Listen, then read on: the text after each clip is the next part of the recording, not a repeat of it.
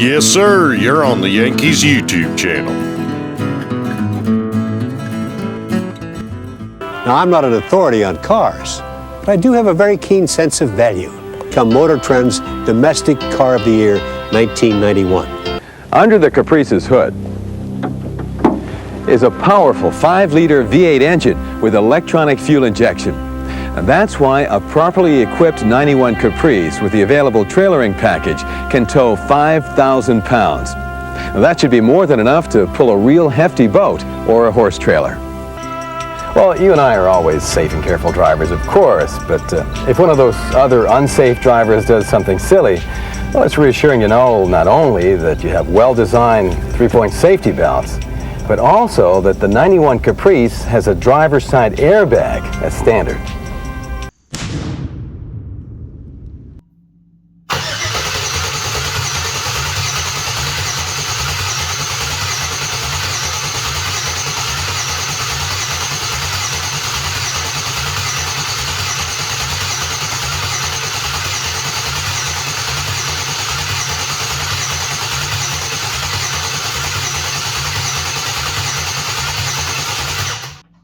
Fuck yeah, baby. We got oil pressure. She fucking cranks.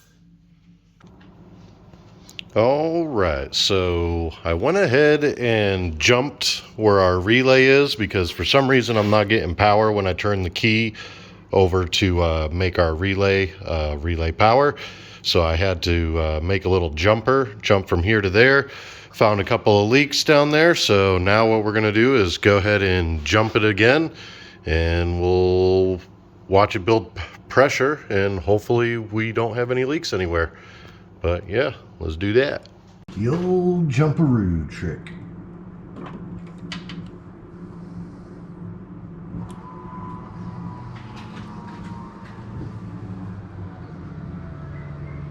Oh yeah. Looks good. Let's see if we're leaking anywhere.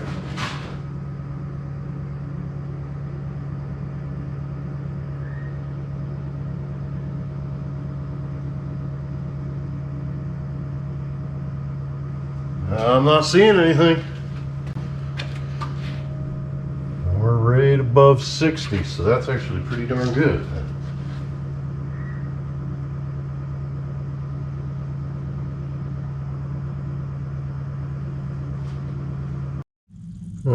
So I'm not sure what exactly caused the leak there.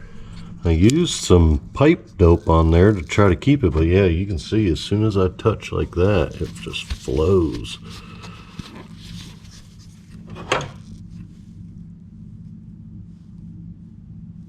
Maybe it just didn't, maybe it just needs to get tighter, or I don't know.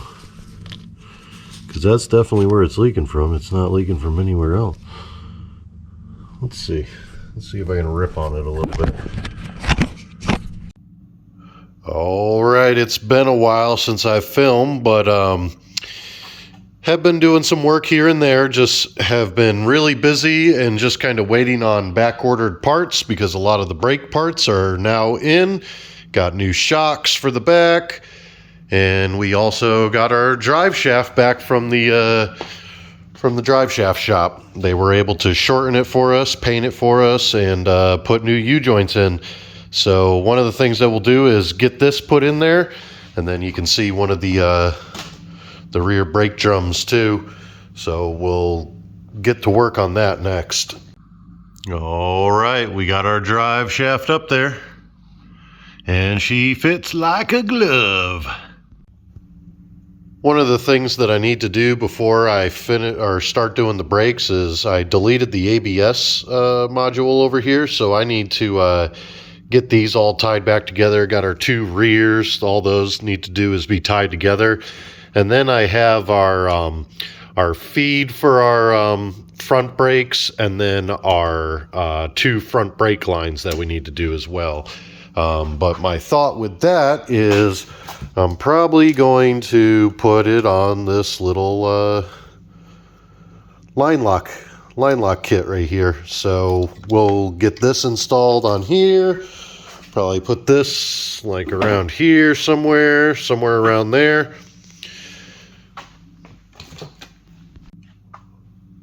One of the things that I need to do too is figure out a bracket for this, because as you can see, I have my new throttle cable in, it all reaches and everything.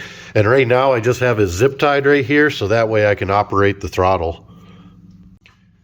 You can see over here, cleaned up the wiring quite a bit from what it was before in the previous video. So that is all cleaned up, got it loomed.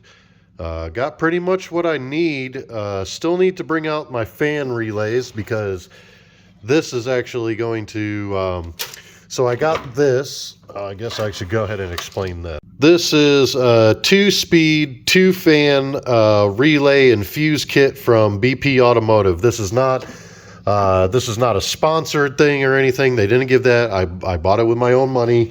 But looking around, you know, just the quality of the build and everything like that, this is going to make it so directly off of our stock ECU, we're going to be able to power both of our fans and have it so they come on low and high and all that kind of stuff, and it just creates less drain on the actual battery. Or I say battery, I mean the electrical system on the vehicle. As you can see too, I don't have my belt set up. I do have I found this one radiator hose that fit good for the upper. Was able to get with my boy OTG, and he was able to help me out, figure out a radiator for our lower. So I actually just need to cut this now. So that way that'll fit right onto there, and then we will have our radiator all hooked up, at least the hoses, because we already have our steam kit plumbed in here. That's all done. I mean, realistically, the other day I actually turned it over and it kind of popped off, because now we got our fuel. So that's another thing too. Nope, doesn't feel wet. Good. So I eliminated our fuel pressure, because you can see after running with the gas, this stuff right here, the Permatex stuff, you saw it just let that freaking just blow right through there. So not sure what we're going to do there, but I guess I just won't see what the pressure is for right now. I could probably just find some better Teflon tape for that. Another thing that you probably noticed too is this was leaking from up here, but I actually tightened that now. So I do have it so the gauges should be working now, where, you know, we can go in here and I have everything kind of like just roughly set up. So that way we will go ahead and try to crank it and see what we get later.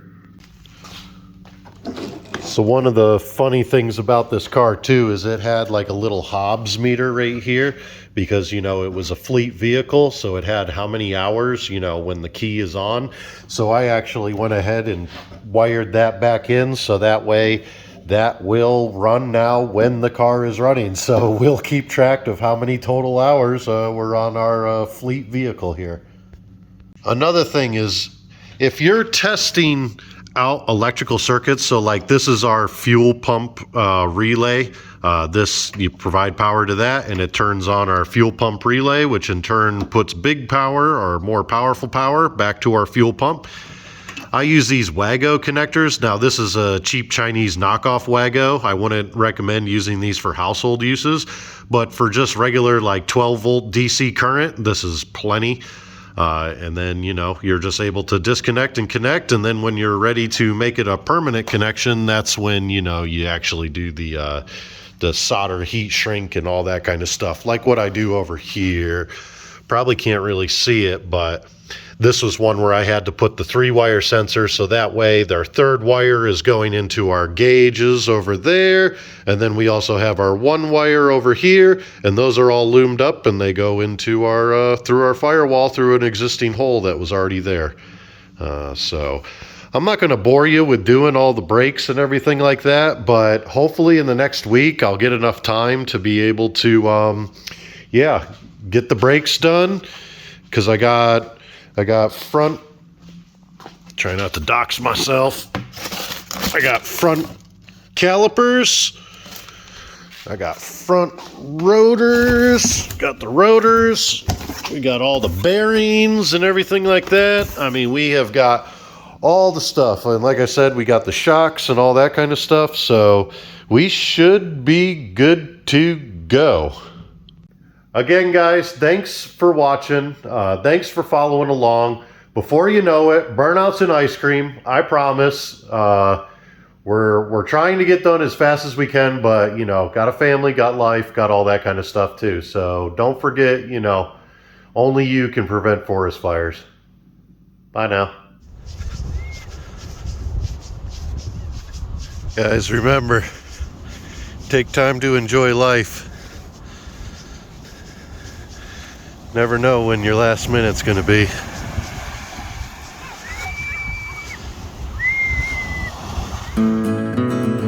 Thanks for watching. Y'all come back now, you hear?